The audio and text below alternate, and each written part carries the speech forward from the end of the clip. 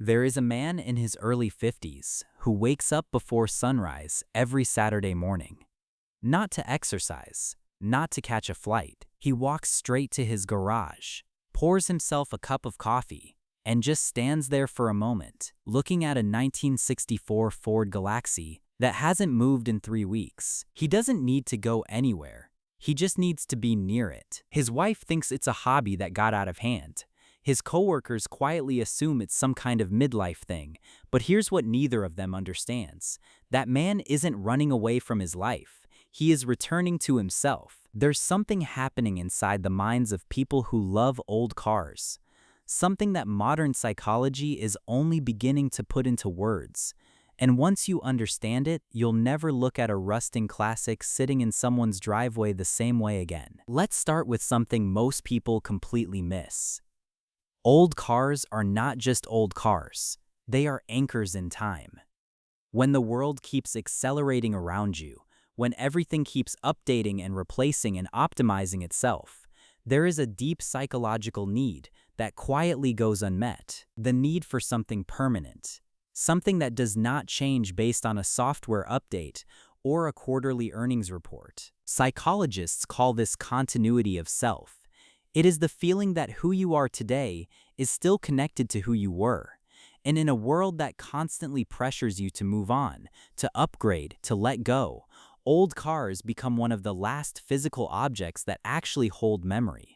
Not just your memory, the memory of an entire era. Research on emotional object bonding shows that when people interact with things tied to formative periods in their lives, the brain activates the same reward pathways as reconnecting with a close friend. The object becomes a person, in a neurological sense. And for someone who fell in love with a 1970 Chevelle at 16, that car never really stopped being part of who they are. But here's where it gets interesting. People who love old cars are not living in the past. They are using the past to make sense of the present. For a long time, researchers believed nostalgia was a warning sign, a symptom of someone struggling to move forward. But studies from the last 2 decades have flipped that understanding entirely. Nostalgia, practiced consciously, actually increases feelings of meaning, optimism, and social connection. It makes people feel more grounded, not less. When someone spends a Sunday afternoon tracking down an original carburetor for a 1968 Mustang, their brain is doing something quietly sophisticated. It is weaving together who they were, who they are, and who they want to be into a single coherent story. The car is the thread, and the work of restoring it is the act of authoring that story with their own hands. Now let's talk about the kind of person this actually attracts. And here's the twist.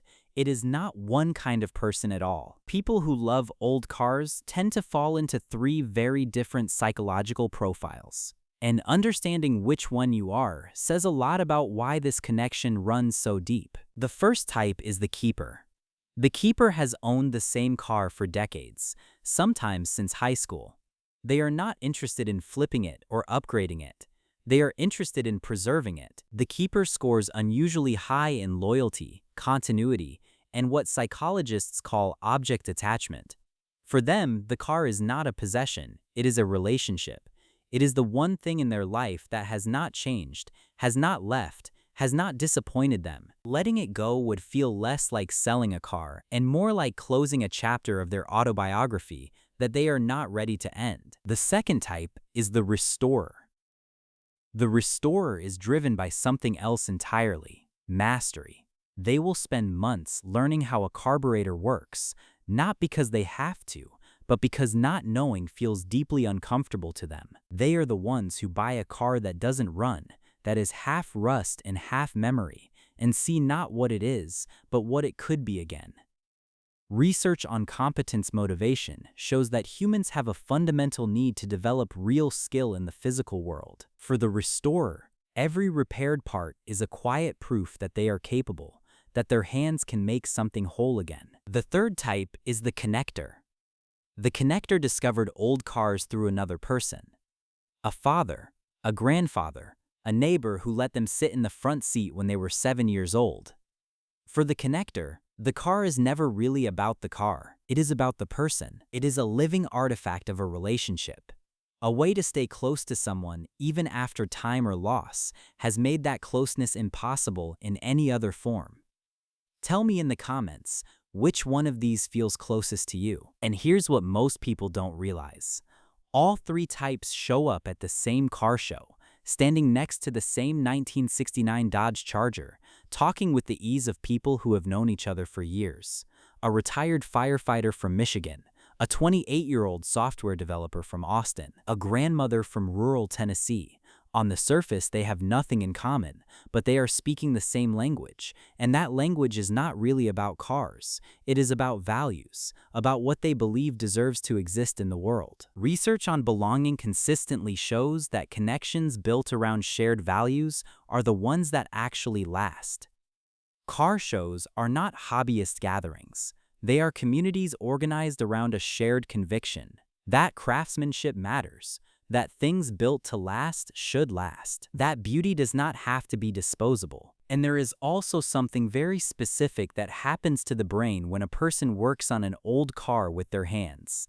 Neuroscientists have found that hands-on mechanical problem solving activates an unusually broad set of brain regions simultaneously. Spatial reasoning, sensory processing, long-term memory, and emotional regulation all firing at once. It is one of the most cognitively rich activities a person can engage in. And for someone who spends 40 hours a week moving information that never becomes anything you can hold or touch or point to, an afternoon under the hood of a 60-year-old engine feels like coming up for air. Like remembering that you exist in a physical world, that your hands are capable of something real. Now, before anyone in the comments says this is just romanticizing a hobby, I want to be fair. Not everyone who owns an old car is doing it for the reasons described here.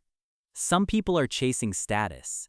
Some are filling a gap they haven't looked at closely enough. But for the people who feel this deeply, who stand in a cold garage at 6 in the morning just to be near something, the psychology is not trivial.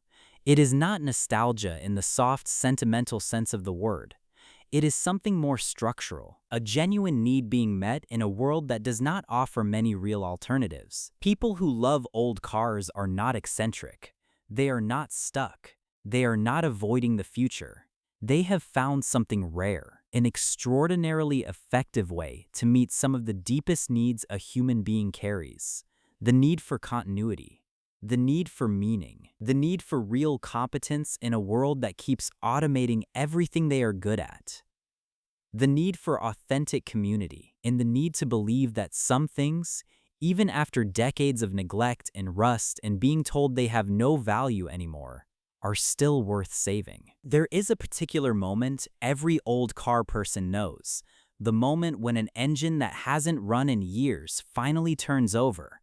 The people standing in that garage don't cheer. They don't celebrate like they won something.